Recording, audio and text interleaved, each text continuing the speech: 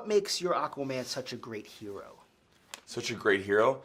I think he's, because I am half human, I think that he doesn't have all the powers. He isn't as strong as the Atlanteans until he gets the king suit, but he doesn't get that till the end. So I think his bravery, he doesn't believe in himself until his family and friends believe in him, and he's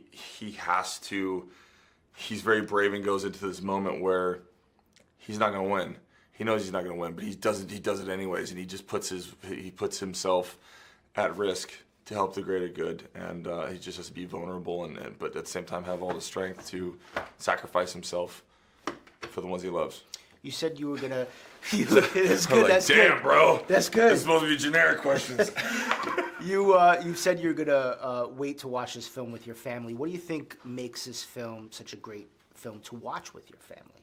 I just think it has everything, and I mean that in the sense of just even when interviewers come in and bring up something about the sibling rivalry and things that I just not growing up with that, where someone's going to identify with that. I think it has a little bit of a thing for everyone in this film.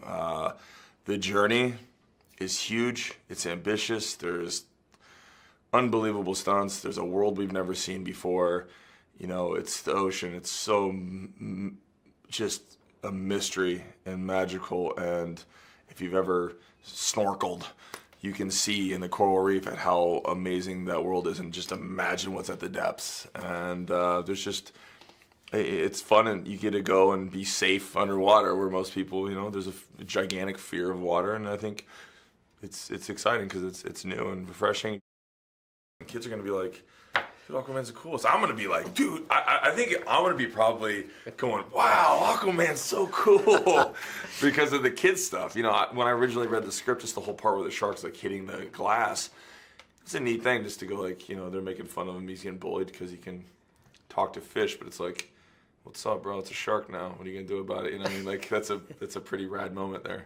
You touched on it a little bit in that last answer, but what do you think does make Aquaman different?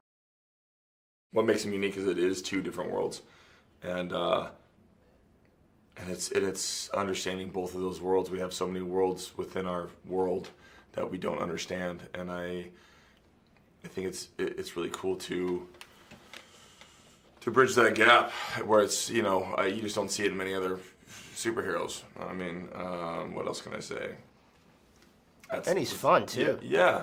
I think there's a grounding quality about Arthur, the misfit rascal, that kind of just makes us go like, I can identify with a little bit of that, because we're humans, we're resistant. We're like, dude, the resistance to authority, we all have it to go like, don't touch that, it's hot. And I'm like, like that's us, that's Arthur.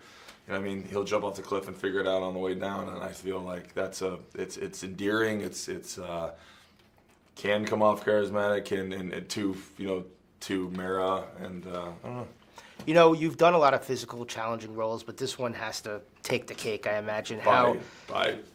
Yeah, talk about a little bit about how physically challenging it was.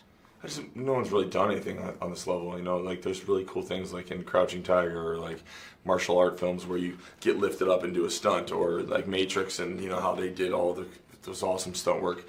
But it's like lifting, we're like acting in it, all the tricks and fighting someone else where you're not connected to the ground. It's just extremely challenging and taxing to pull that kind of stuff off.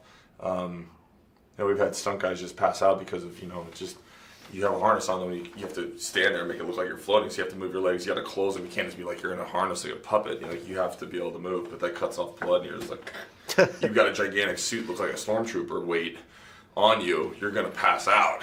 Yeah. So, there's a lot of, learning as we go. Yeah, and what did James Wan sort of bring? How was it working with him as a director?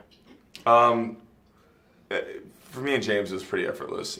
He came in and just pitched this magical world that he wanted to create, and he came in with all the vision and the mock-ups and the drawings, and the script was just one of the best I've ever read. It was just off, it was easy. It's an origin story that was something we hadn't seen in a long time, so, and he came through.